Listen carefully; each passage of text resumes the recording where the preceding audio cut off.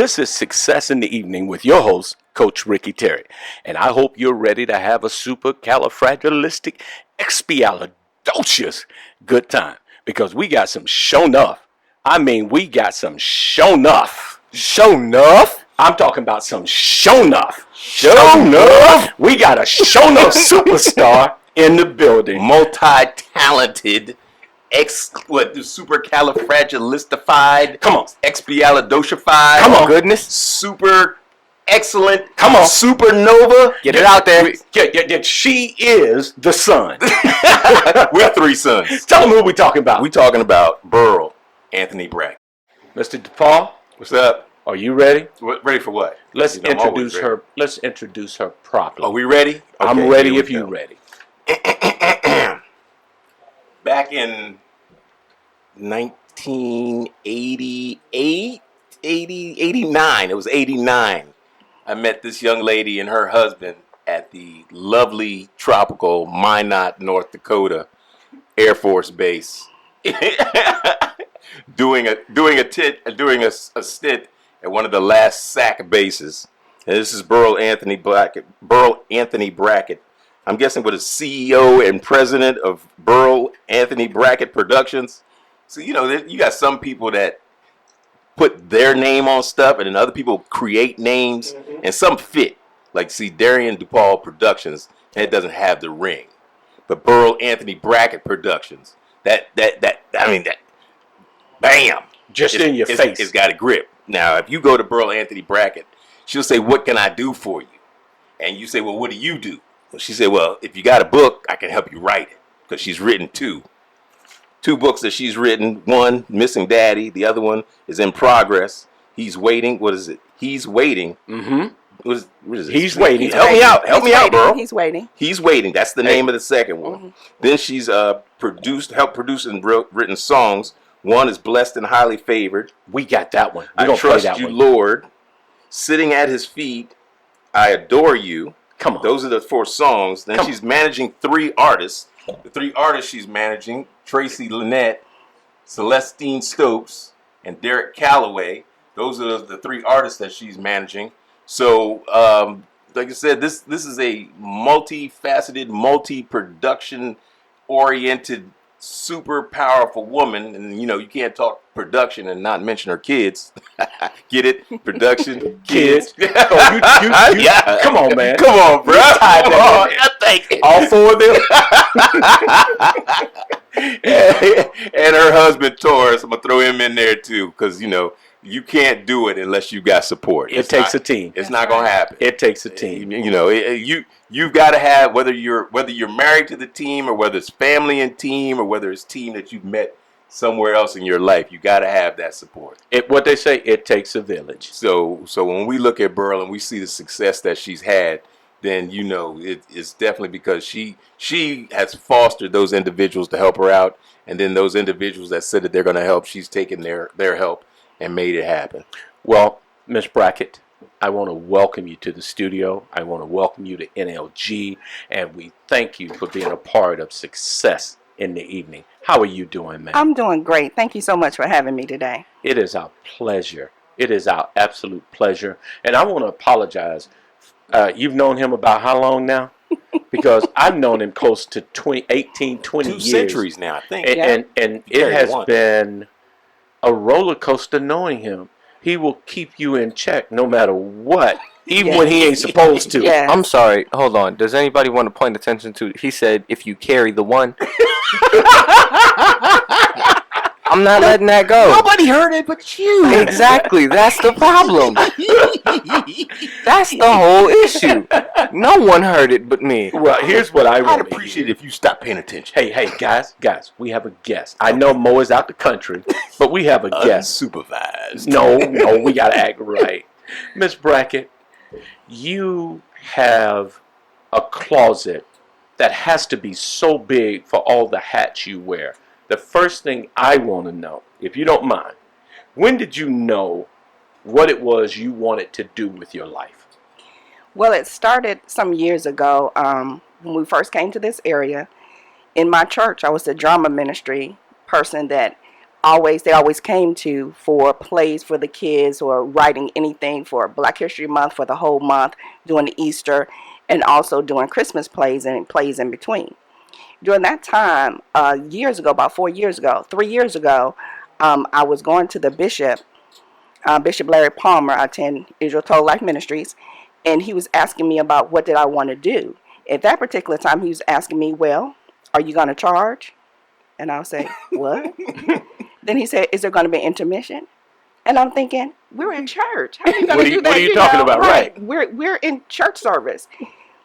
And he kept asking all of these questions. So when I left, my wheels and my brain started turning because I'm thinking, we can't do that in church because it's going to take too long, because they gave us 20 minutes, 10 to 20 minutes to do your skit or whatever you did. So he pushed me.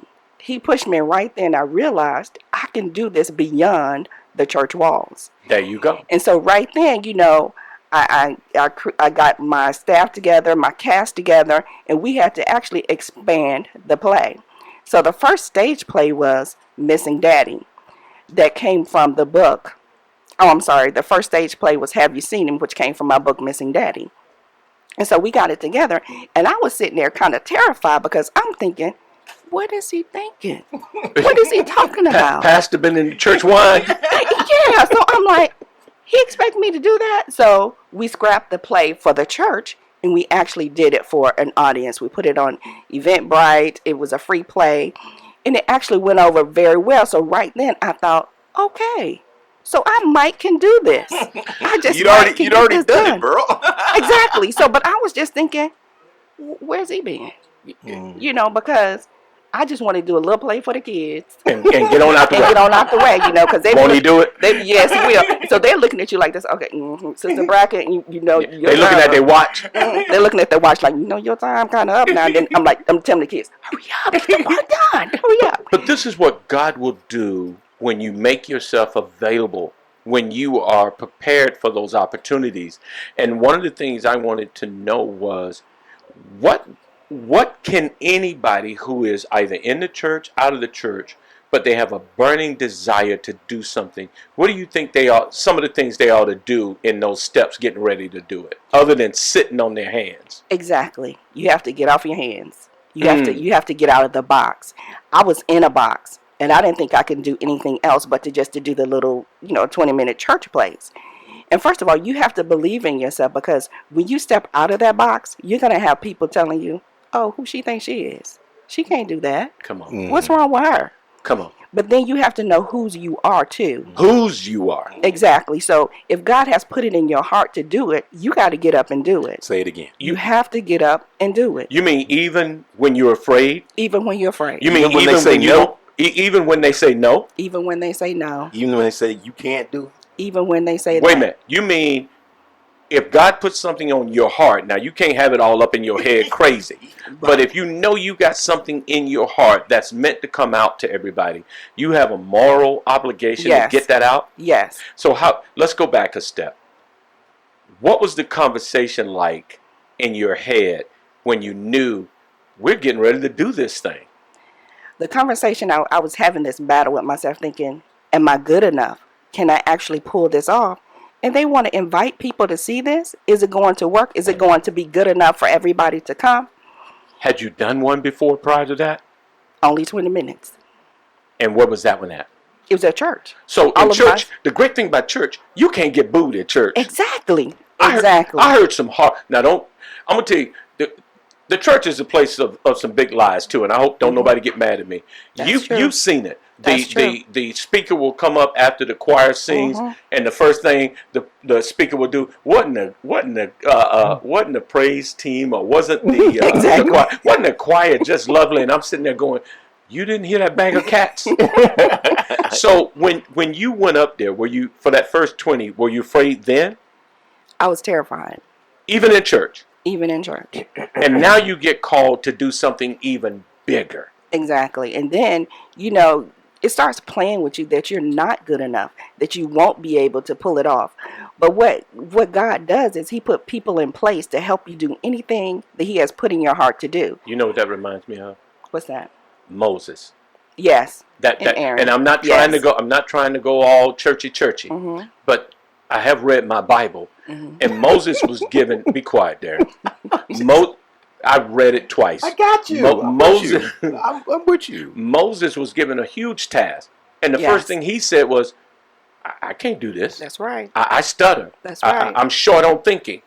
And what you said, if you're listening to her, I hope you're taking this beyond the walls of the church and you understand Exactly. you are good enough. You may need to get some help. You may need to get some education. You may need to get some experience, but you are good enough to pull it off. And ma'am, this is your hour, your moment. But let me tell you something. I'm sitting here because I believe, not because I have a degree in communication, not because I went to radio school. I'm sitting here because I believed I could do it.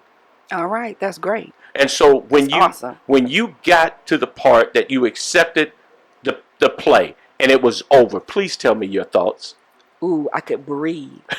I could actually breathe. I was like, we actually did this. And what was so amazing too was that over 100 people attended. They actually came out because I was scared that nobody would come. Because, I'm not a big name. We're not, big names or whatever. But it was over 100 people that came out. And after the play, I can actually breathe and say, if that went well, just wait. Wait until the next one. Come on now. So, yeah. And so I need to jump a little bit. Tell me about Daddy's Girl, the book. Okay. Missing Daddy talks about this little girl who always wanted her daddy. She always wanted her daddy, but her daddy wasn't in the picture. And it goes through all the trials that she go through and all the things that she go through wanting to be with her father. But then it comes down. I don't want to give it all away, but I'm going to give a little bit away. Go ahead. Don't give away the surprise. Watch it. We won't even tell nobody. Go ahead. It was a big secret of her. Her daddy knew her, but nobody else knew that she was her daddy's. So it was a secret because he had another family. So the other family didn't know about this little girl. Come on. And so therefore, she always wanted her daddy. And so that little girl was kind of like me, in a sense. So I had to write about it.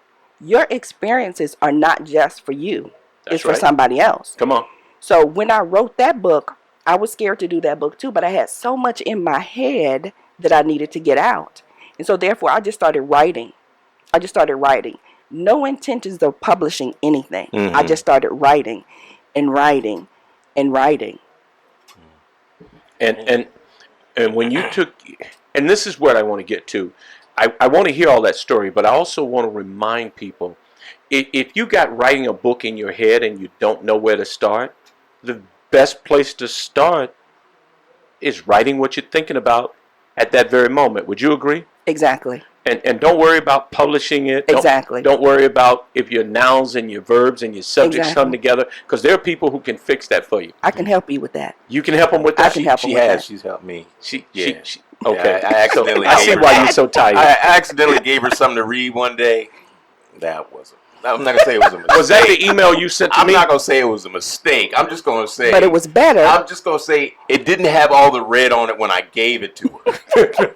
I know, But it was better. It was better. Oh, it was much better. It was 100% better. There you go. It was So I can help you. 100% better. So I know somebody like that. So when you decided to take your notes and your thoughts and put them out there for the world, because now you're exposing yourself. Exactly. What was that like? That was hard to do. But what made me do it more was that I had a student, and we were on the playground one day, and she was very distraught because she wanted to be with her family, with her mom and her dad, but they weren't together. And she said, "Miss Brackett, why can't I see my daddy? I just want to see my dad." I was like, "Okay, Lord, I got it."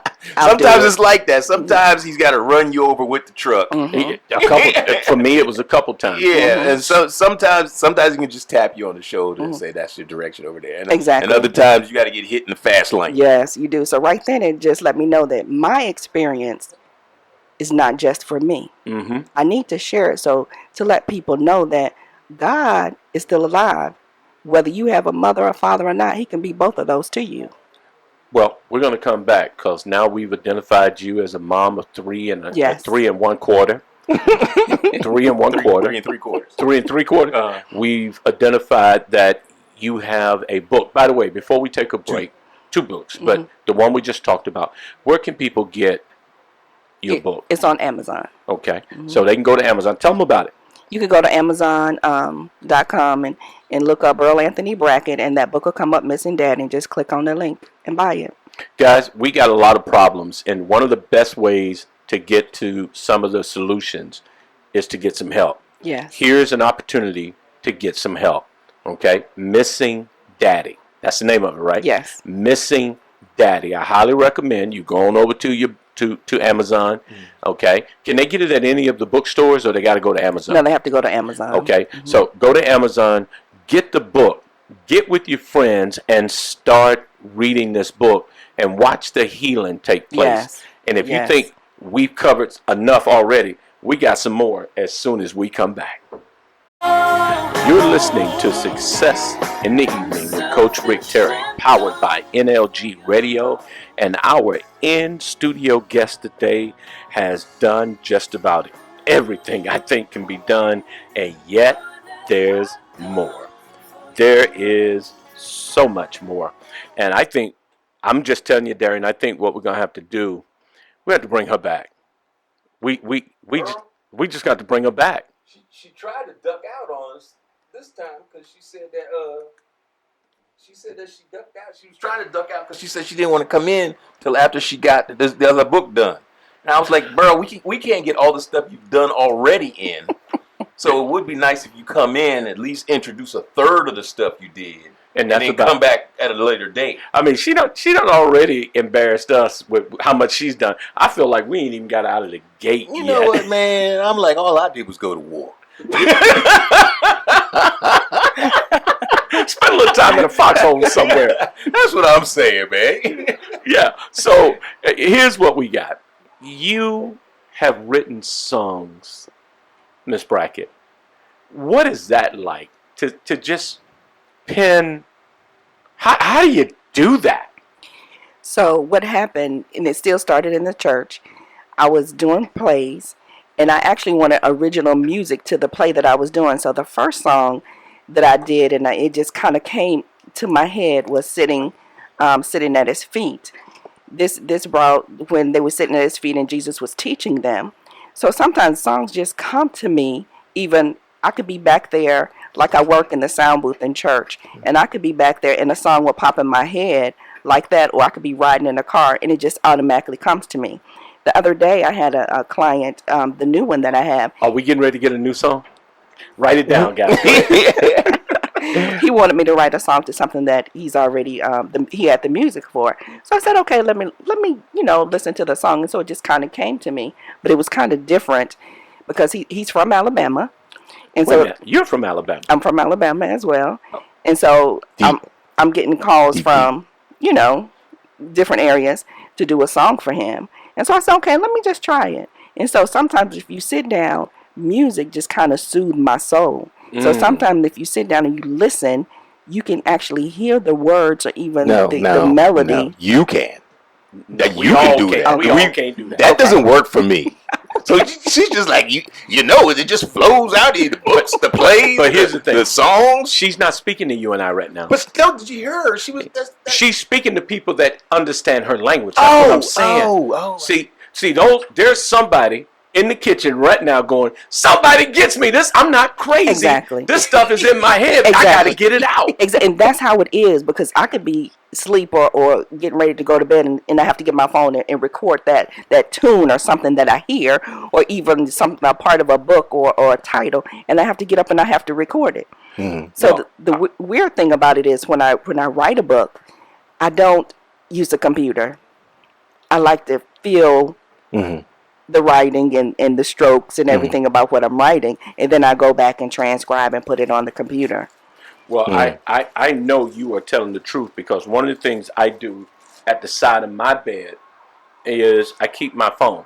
I call my phone the vault. Right now I think I have over 15,000 sayings, writings. Exactly. And it comes different for me. I get titles and it stops. So I have sat on titles for years until I go, oh, that goes with what's in the vault. Mm-hmm. And exactly. it's amazing. You're doing that same thing? Mm-hmm. Well, exactly. I want to tell you, you have a song that you wrote that's on YouTube, and a young lady is singing it. Won't you line part of that up? And we're going to play a little bit of it. Won't you line that song up? Okay, her name is Tracy Lynette. The name of the song is Blessed and Highly Favored. It's the title track. And how I came up with that song is like when you go through things. You know, we go through our ups and our downs and changes, and everything can be kind of crazy. But then at the end of the day, you can still look around and say, well, God, I'm still blessed and I'm highly favored because I'm still standing. I'm still here. Mm-hmm. So that's how that song came about. Wow. Well, I want to tell you, we're going to play a little bit of that. You can find this on YouTube, and it's called Blessed and Highly Favored. And who's the artist that's singing it for you? Tracy Lynette. All right, let's hear a little bit of that. I am blessed and highly favored. He sits high upon the throne. He knows my name. I'm never alone. I am blessed and highly favored. God brought me through the pain. God brought me through the rain. God brought me through the ups and my downs. He brought me through. Turned them all around. I am blessed. I'm blessed. So blessed. I am blessed. I'm blessed. So blessed. I am blessed. I'm blessed. So blessed. Miss Brackett, I got to ask you this. Mm-hmm. What is it like? What was it like to hear your song on the radio?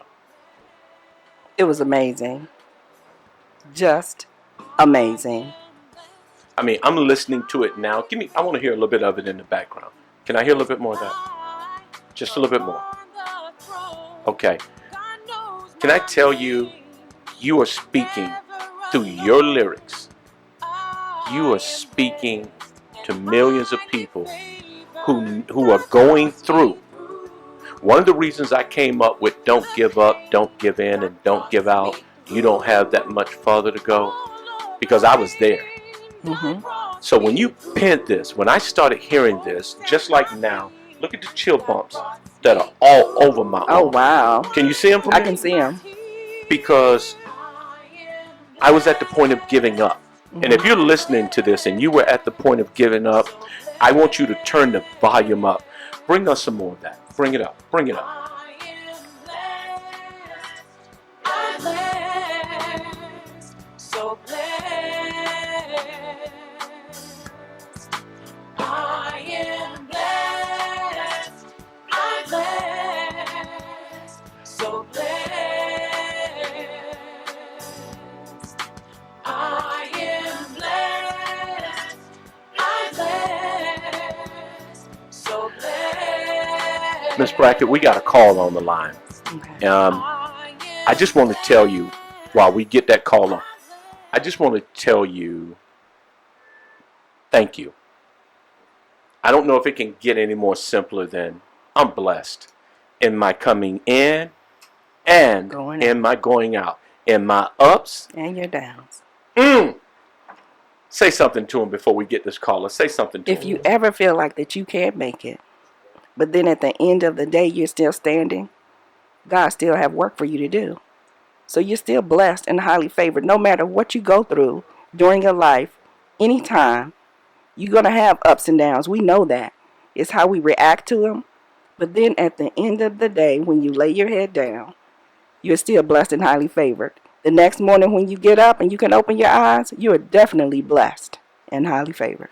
I want to say just what she said. I don't care where you are in your life. I'm going to repeat this for somebody because you need to hear it. Don't give up, don't give in, and don't give out. You don't have that much farther to go. And if you want to be a part of the conversation today, we invite you to call 202-299-6673. You're listening to Miss Brackett, and she's a bad girl. Here's my question for you, ma'am. I'm sorry, let me do this. We got a caller on. Okay. Caller? Caller. Yes, sir. Yes, sir. Thank you for calling Success in the Evening with Coach Rick Terry. What's going on in your world? A lot going on in my world, Mr. Terry. How you doing today? Don't even try it. If that wasn't a setup, I have no idea who this is. that wasn't a setup. Caller. Sorry, your T sound like a J to me. I guess it's that South Carolina man. That South Carolina stuff. Both of y'all got broken ears. That's all I said. Look, who we got on the phone, and thank you for calling. Who is this? Man, this is Terrell Bird. How you doing today, sir? DJ Terrell Bird, one of the baddest men. How you doing, sir? I'm doing well. The one thing that I do want to call and say is I think that this show is something that, you know, most of us need to get us over a hump or to push us in a direction. You know, a comment that Ms. Brackett made to me or made today on the show was that little push that I needed, because I had been talking about doing something and writing a book, and the book was called Why We Fail, and it's a 2-part book where one side was going to be about men and one side was going to be about women, and as you get to the middle, how we come together. And the one thing that I'm not going to say everybody does, because I'm only going to depict this on myself, is procrastinate, because I let the pressures of life get in the way of things that I need to do to be more successful. I'm so tired of putting my destiny or my future in other people's hands by going to a job to where I need to put myself in a position to always maintain and take care of myself. So it's truly inspiring to hear that we have, you know, African-American women in this area that are really doing the thing from whatever magnitude. It's from a 20-minute play to a production to managing. So I just want to tell you, Ms. Brackett, that I'm very proud of you, and I don't know Thank you. I want to wish you the best of luck and much Thank you success. very much. Thank you. And when you get that Broadway thing, you know, 2 tickets, back row, popcorn, I'm there. I'll find you. I will find you. But let me tell you something, though. You know, it's kind of hard to balance life. You know, you have a family, you still work, and I still have a job. You have to take at least 15 minutes a day. At the end of the day, when everybody's in bed, you might have to stay up a little longer and get it out of your head and get it on paper. 15 minutes a day, or even driving to work, you have your phone, your smartphone. You can record it, whatever you want to write. So you can get it done. You just have to be more creative. The lady that wrote Harry Potter, the book, she wrote the book while her baby napped. Yes. That was the only time she could find to write. That was the only time that she had where she wasn't paying attention to the baby, because she was unemployed, she was also the baby's caregiver. So, of course, you can't lock yourself away if you've got an infant that you need to pay attention to. So she wrote this, and I think the last thing that I heard was that her fortune had passed the entire royal fortune at last count. And she did that, like I said, this is 30 minutes here, 15 minutes there. Well, there's something you're leaving out of that, too. How many times she was turned down? Oh, yeah. That's true. But, you have to keep pressing. Right. And that's a question I have for you, if you don't mind, ma'am. What do you consider your best accomplishment so far? So far, I consider my best accomplishment is that I'm not in the box anymore. And that I'm not letting fear grip me in trying to do what I want to do or what I am supposed to do. So my best accomplishment is staying out of that box. Come on, say it again. So you have to stay out of the box, not stay in the box. How do you know you're headed towards a box? How do you know you're headed towards a box so you don't even get in it? So you're asking, how do I head toward the box? How do you know when the box is headed towards you and you get out of the way of it? Oh, you know when you start retreating to yourself thinking, oh, this is not good enough, so I'm just not going to do this. Or you're thinking, well, I'm just not going to write this and this doesn't sound good.